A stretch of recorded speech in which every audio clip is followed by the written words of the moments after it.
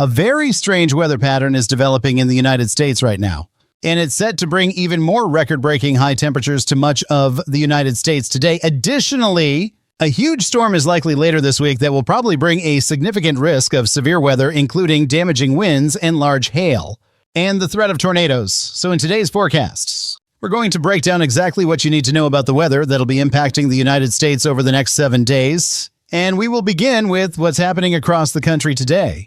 Right now, we have a large storm system that is actually making its way across the Midwest and the Northern Plains. For most of you this morning, though, it's pretty much just cloud cover. There's really not much in the way of rain or snow. However, back up in northern Manitoba, there is actually a low pressure system. That is where this storm system is, and this is actually going to slide down to the southeast over the next 24 hours. What this is going to do is bring the threat of ice, snow, and rain to the northeast on Sunday and Monday. And we could even see some ice buildup in some areas. But far northern New England is where the greatest impacts are expected, where winter weather advisories are in effect right now. This is all from the remnants of an atmospheric river event that hit the West Coast over the last few days. Lots of rain is hitting the West Coast. And unfortunately, even more rain is moving into California today, and this is going to really affect areas like Los Angeles, especially where there were burn scars from all the wildfires that broke out this past winter. A lot of those areas are dealing with mudslides today, so definitely make sure that you're staying safe if you are in California. Now, over the next few days, we are going to experience a major weather pattern change, and this is going to shape the rest of November. I'm expecting a fairly active weather pattern here for the next couple of weeks. So let's talk more about it. This is what the jet stream and our mid-level flow looks like right now. I know it might look a little messy, but right now we have pretty much a zonal flow all across the northern tier of the United States. We have a little low pressure system just off the coast of California that is continuing to dump rain across Western California right now. And then there's a large storm system located back up in Canada that's going to bring that ice and snow event on Sunday. So as we go into Sunday and Monday, notice how that storm system will slide down to the southeast. It's going to be located right over northern New England. A very strong jet stream. This will actually help cool things down across the Midwest, the Ohio Valley, and the Northeast. So expect a cold front on Sunday to move through much of the Ohio Valley. A weak low pressure system will make its way across the desert Southwest on Sunday. This will impact areas in the central United States on Monday. I'm expecting a very low-end risk for strong to maybe isolated severe storms, mainly across Kansas, Missouri, and Illinois on Monday. And then Tuesday and Wednesday, that'll weaken as it moves across the Great Lakes. And then the big story is what comes after Tuesday. We are expecting a big storm system to make its way across the desert Southwest from Tuesday into Wednesday. It's going to bring a little rain to the West Coast, but the real story we're watching is Wednesday, Thursday, and Friday across the central and southern plains. A very strong southwesterly flow is expected to lock into place. And depending on how this trough pushes out over the Rockies and the desert Southwest, that's what will ultimately decide our risk for severe weather and how much flooding rain we'll see.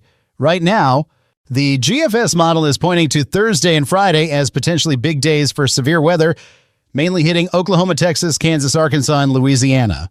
And then on Friday, that threat would shift over to areas in the Dixie Alley.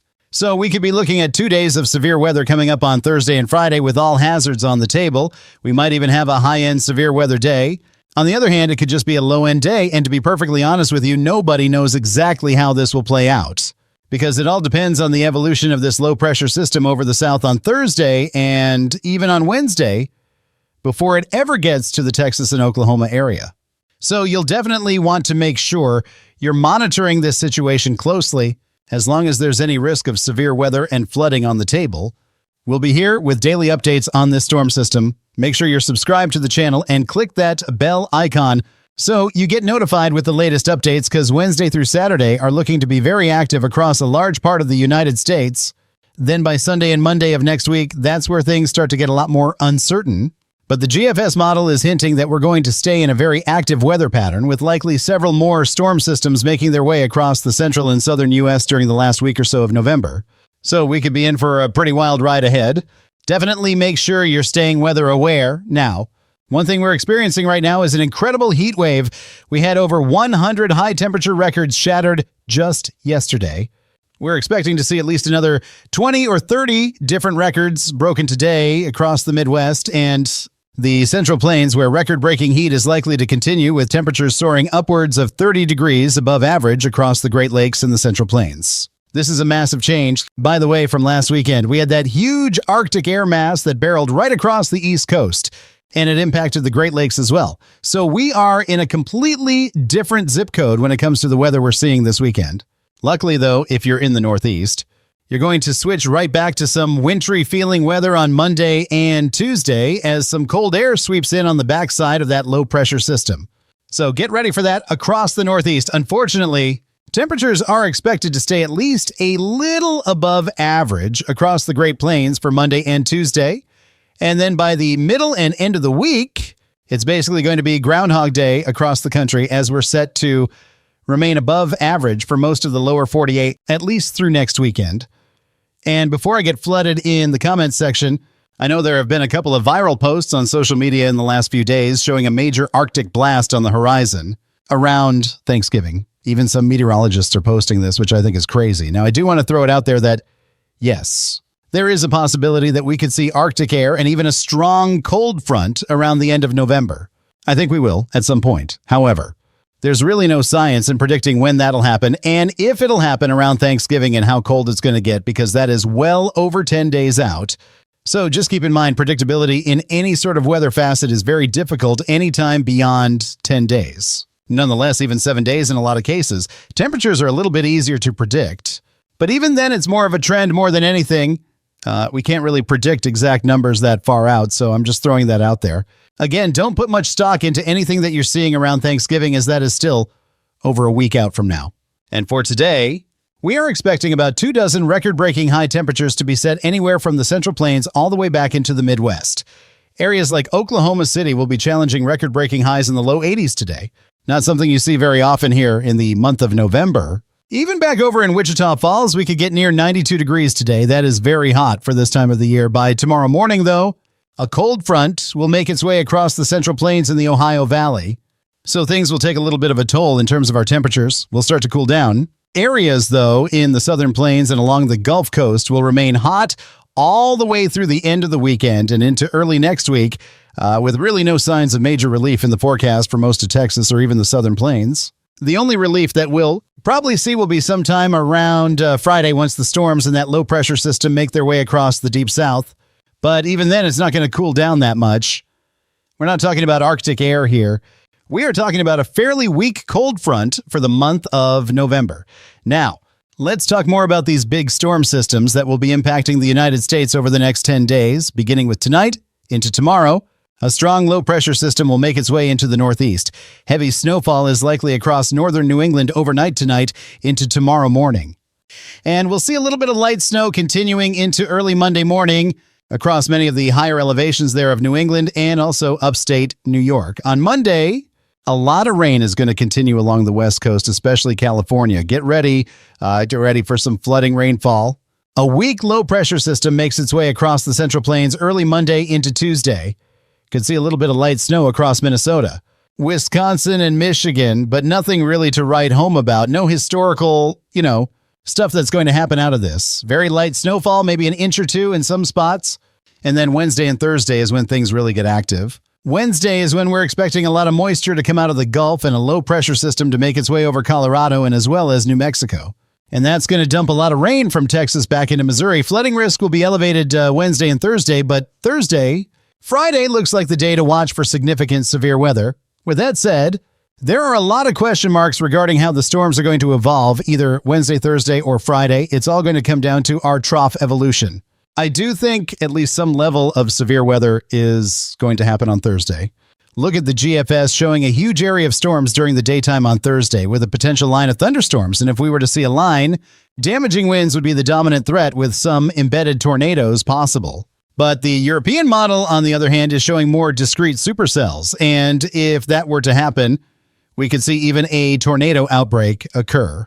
So definitely something to keep an eye on for Thursday. And then by Friday, more severe weather is possible across areas in the Ohio Valley and Dixie Alley. But again, it's going to depend really on what happens Wednesday and Thursday. And it depends on how fast this trough moves and how far to the north it goes as well. The further north it goes, the lesser chance of severe weather would exist. And then by the weekend, that storm moves across the Northeast. Not really looking at much wintry weather out of that. And then by next week, that's when things get a lot more uncertain. But again, the European model and the GFS model continue to show pretty active weather, at least through the end of November. And I have some good news for those who love winter. The Climate Prediction Center is indicating that during the first couple of weeks of December, below average temperatures are likely across the central and northern plains, the upper Midwest, and across the Northeast. This is something that we have alluded to in our winter forecast as well, that it looks like this winter is going to start out a bit colder. So overall, that's what it looks like so far. It looks like our beginning of meteorological winter is going to begin cold. Again, keep in mind that a meteorological winter starts on December 1st. Astronomical winter is what starts around December 21st. And then across the Southeast, above average temperatures appear likely. So if you're in Florida like I am, we're not really looking at winter settling in anytime soon. And speaking of winter forecasts, we just released our latest winter forecast a couple of days ago. If you haven't already watched it, make sure to go check it out. It's called This Winter Just Got Even Crazier. A lot of new details about what we're expecting this winter, and also just kind of a meteorological breakdown of what we can expect over the next few months in terms of snowfall, cold air, and a lot more. So go ahead and check that out. You can go to the front page of our YouTube channel, or you can click the top link in the description below, or the end card that'll pop up here in just a moment. And as always, thank you all so much for watching today's forecast. If you are new to the channel, make sure to subscribe down below. And as a friendly reminder, we have a sale going on at shopmaxvelocity.net. It is the 67 sale. The very top of the page will give you the discount codes. We have 067 for 67 off any order, and then 670 for $6. 70 off any order of over $67. So make sure to go check that out. Again, shopmaxvelocity.net. It's also the top link in the description below. We have our Happy Holidays merch out Supercell collection and a lot of other items that you can get for stocking stuffers or Christmas gifts. So go ahead and check that out. Also, our cheese curd merchandise will likely be released within the next week. So stay tuned for that, and we'll see you all again next time. Next time